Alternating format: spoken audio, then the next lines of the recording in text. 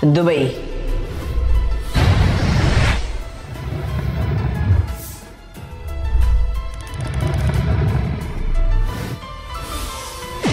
United Arab Emirates की 7 Emirates में से एक आज पूरे वर्ल्ड के अंदर अपनी इंफ्रास्ट्रक्चर, इकोनॉमी और टेक्नोलॉजी के लिए जाना जाता है। दुबई बुर्ज खलीफा के साथ पाम जुमेरा, बुर्ज अल अरब, दुबई मॉल और प्रिंसेस टावर जैसे अलग अलग इंफ्रास्ट्रक्चर के लिए पूरे वर्ल्ड के अंदर रिकॉर्ड होल्ड करते हैं। आज दुबई पूरे वर्ल्ड के अंदर इतना बड़ा बिजनेस हब बन चुका है कि यहाँ पे 6.5 लाख से ज़्यादा प्राइवेट कंपनीज लिस्टेड हैं और बिजनेस एनवायरनमेंट इतना अच्छा होने की वजह से बहुत सारी मल्टीनेशनल कंपनीज अपना रीजनल हेडक्वार्टर दुबई में सेटअप करना चाहती हैं। दुबई इतना ओपन माइंडेड और पीपल फ्रेंडली है कि यहाँ पे नेटिव पॉपुलेशन सिर्फ और सिर्फ 8% है और बाकी फॉरेन कंट्रीज की पॉपुलेशन 92%। बट दुबई हमेशा से इतना ज़्यादा डेवलप नहीं था। ऑयल की डिस्कवरी होने से पहले यहाँ पे लोग फिशिंग करके अपनी लाइवलीहुड को चलाते थे और उस समय यहाँ की पॉपुलेशन 20,000 लोगों से ज़्यादा नहीं थी। बट कुछ इकोनॉमिक और पॉलिटिकल इवेंट्स की वजह से और अपनी लोकेशन का स्ट्रेटेजिकली बेनिफिट उठा के दुबई ने अपने आप को स्टैब्लिश करा और वर्ल्ड की one of the fastest growing economy बनी। बट दुबई की पूरी केस स्टडी जानने से पहले ये जानते हैं कि दुबई प्री ऑयल एरा में कैसी स्टेट हुआ करता था।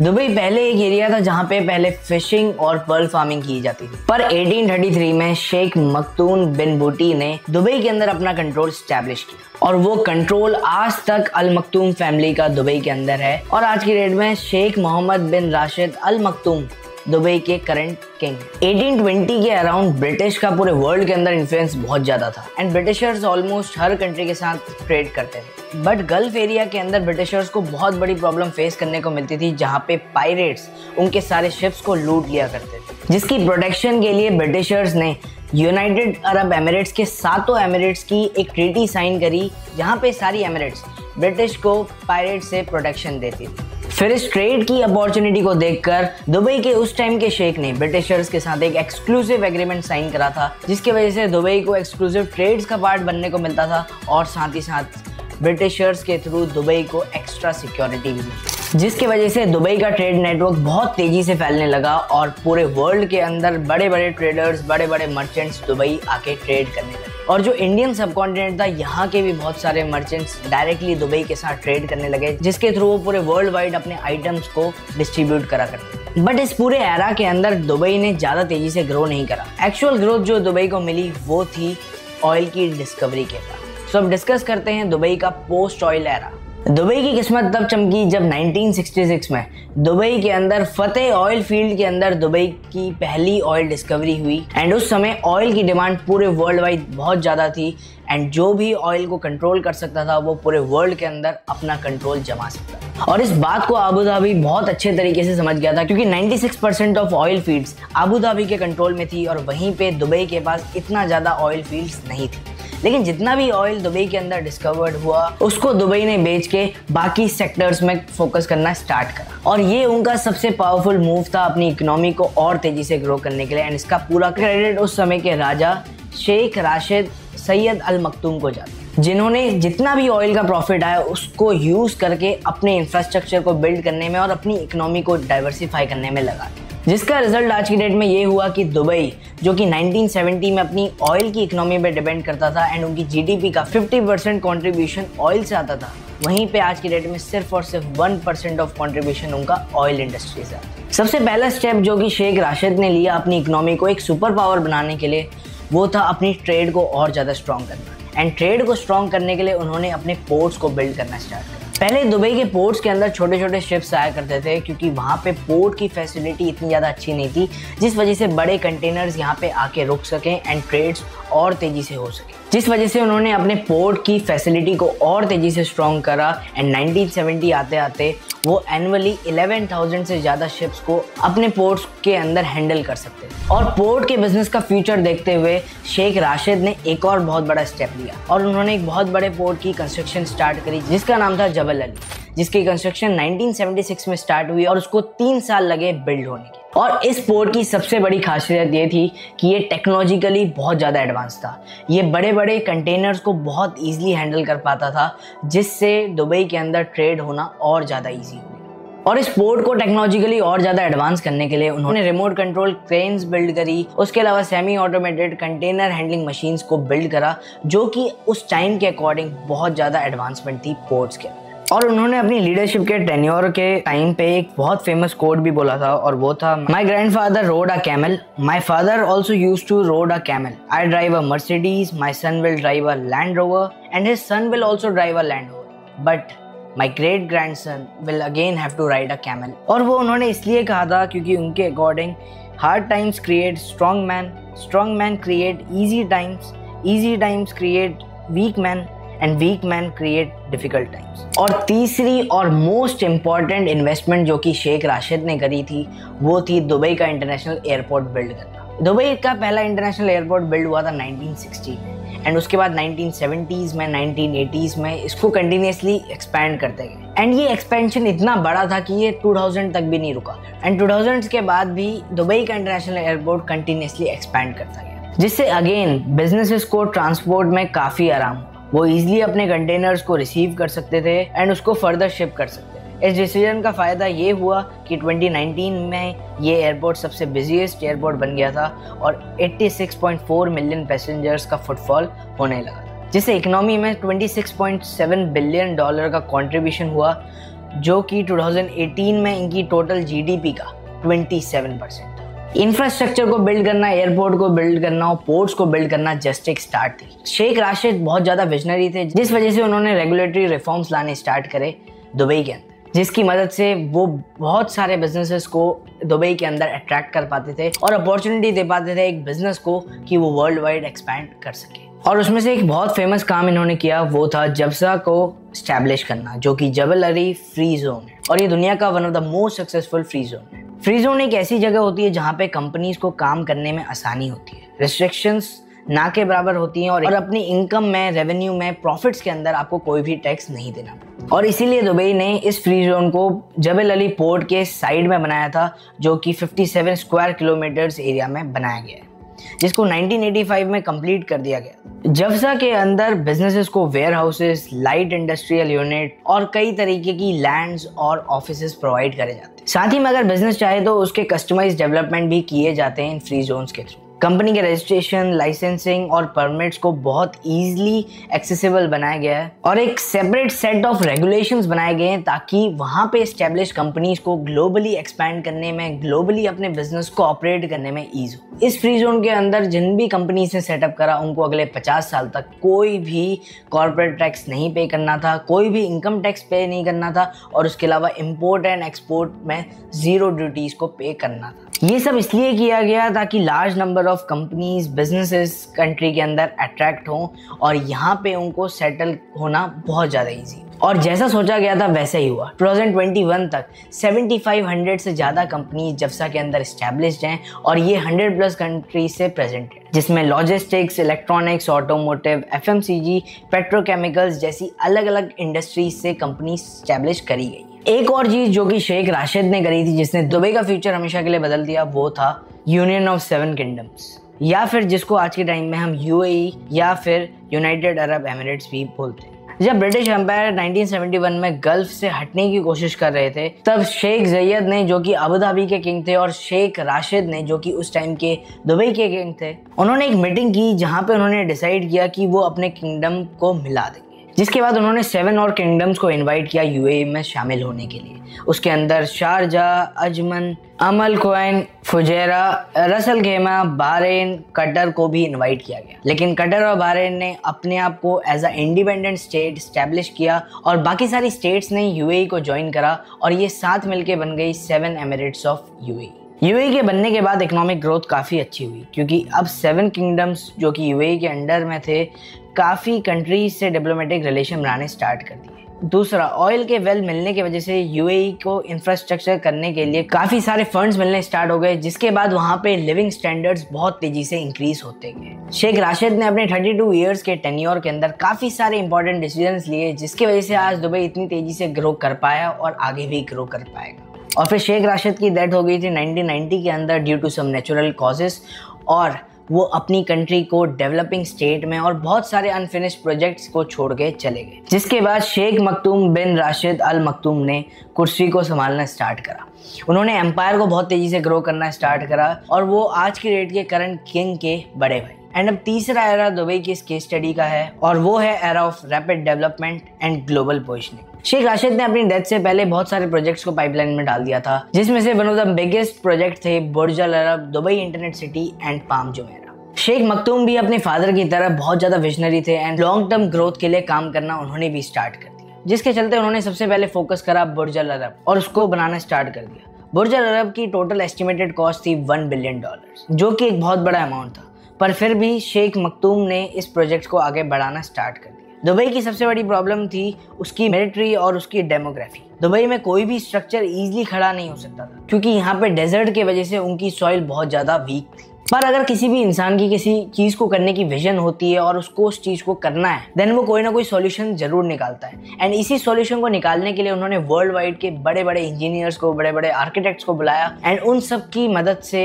बिल्ड हुआ बुर्ज अल अरब। और बुर्ज अल अरब एक इतना यूनिक स्ट्रक्चर है क्योंकि इसको एक आइलैंड के ऊपर खड़ा करा गया है जिसके चारों ओर पानी है। बुर्ज अल अरब बेसिकली काफी सारे लार्ज रॉक्स एंड कंक्रीट की हेल्प से बनाया गया है और इसके फाउंडेशन में हनीकॉम्ब पैटर्न का यूज करा गया है, जिससे पानी की वेव का इस पे कोई इफेक्ट नहीं होता। बुर्ज अल अरब के पास एक हेलीपैड है और उसके अलावा 202 ड्यूप्लेक्स सूट्स हैं जो दुनिया की सारी ऐशो आराम जो कि उनके कस्टमर्स को प्रोवाइड करते हैं।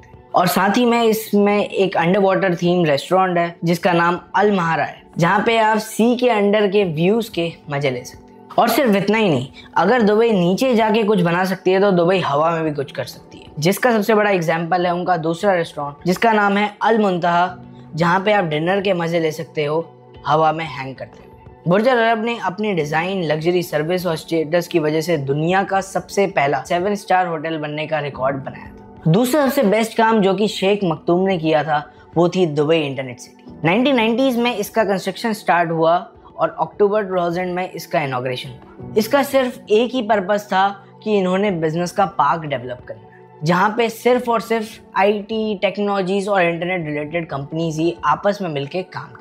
ये इंटरनेट सिटी मल्टीनेशनल कंपनीज को high speed internet, modern office facilities और उसके अलावा एडवांस टेलीकम्युनिकेशन टेक्नोलॉजीज प्रोवाइड करती थी, जिससे बाकी सारी मल्टीनेशनल कंपनीज को यहाँ पे अपने हेडक्वार्टर्स और अपने ऑफिस एस्टेब्लिश करना बहुत ज़्यादा ईजी पड़ गया, जिसका रिजल्ट हुआ कि दुनिया की बड़ी से बड़ी कंपनीज ने अपने ऑफिस दुबई में बनाने स्टार्ट करे, जैसे कि Microsoft, IBM, Oracle, HP, Dell, Google, Facebook, Cisco and many more.